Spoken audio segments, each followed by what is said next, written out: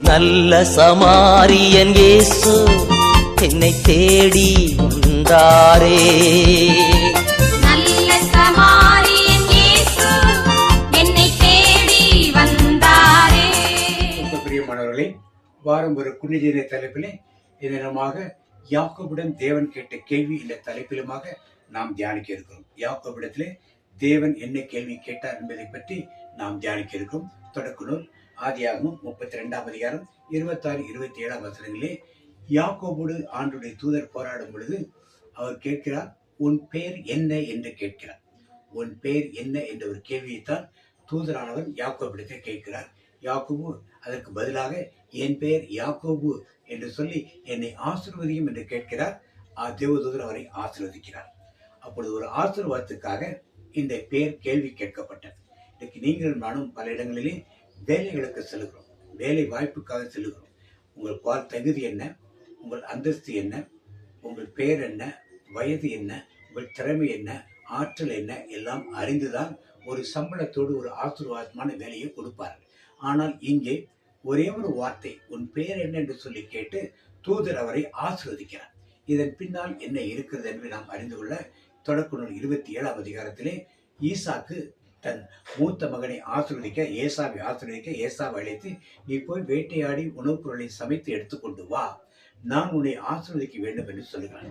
அதை கேட்டுக்கொண்ட ரெபெக்காள் யாக்கோபுக்கு அந்த ஆசீர்வாதம் செல்ல வேண்டும் என்பதற்காக என்ன செய்கிறார், தான் சமைத்து யாக்கோபிடத்தை அதை கொடுத்து அனுப்புகிறார். யாக்கோபு தன் தகப்படத்திலே சென்றவுடனே என் மகனை என்று அழைக்கிறார். நான் ஏசா வந்திருக்கிறேன் என்று அங்கே பொய் சொல்லுகிறான். தகப்பனிடத்தில் ஆசீர்வாதம் வேண்டும் என்பதற்கு பொய் சொல்கிறான்.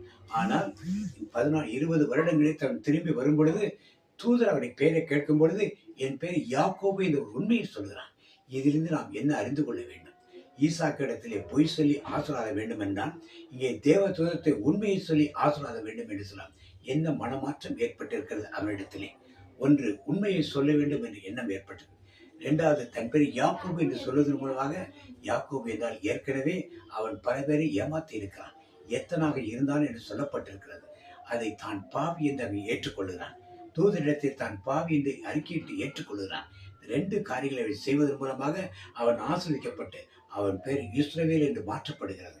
இஸ்ரவேலின் தேசம் இன்னைக்கும் இருக்கிறது. இஸ்ரவேலுடைய கோத்திரங்கள் 12 கோத்திரங்கள் இருக்கிறது. இஸ்ரவேல் தேசம், இஸ்ரவேல் மக்கள் என்று அழைக்கப்படுகிறார்கள். எப்படிப்பட்ட ஒரு ஆசீர்வாதத்தை யாக்கோபு பெற்றுக்கொண்டார்? அவன் உண்மை சொன்ன காரியம் பாவ மன்னிப்பு பெற்ற காரியம். இன்னைக்கு நீங்களும் நானும் கிறிஸ்தவர்களாக, பாரம்பரிய கிறிஸ்தவர்களாக நாங்கள் தான் எல்லாமே நினைத்து கொண்டிருக்கலாம். ஆனால் தேவனுடைய சன்னிதானத்திலும் உண்மை உள்ளவர்களாக நீங்களும் நானும் இருக்க வேண்டும். பாவம் மன்னிப்பு பெற்றவராக இருக்க வேண்டும்.